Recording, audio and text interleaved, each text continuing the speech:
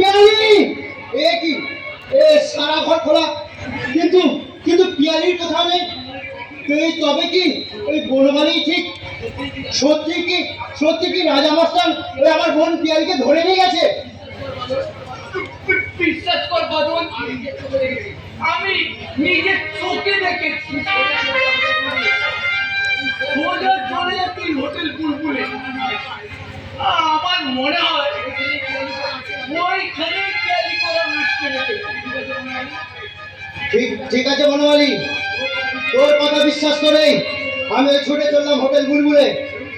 সেখানে গিয়ে যদি আমি পিয়ালির সন্ধান পাই, যদি জানি যে সত্যি ওরা আমার বোন পিয়ালিকে ধরে নিয়ে গেছে, তাহলে সহজে আমি ওদের ছেড়ে দেবো না। মোকাবিলা আমি করবই, তবু পিয়ালিকে আমি উদ্ধার করে নিয়ে আসবই।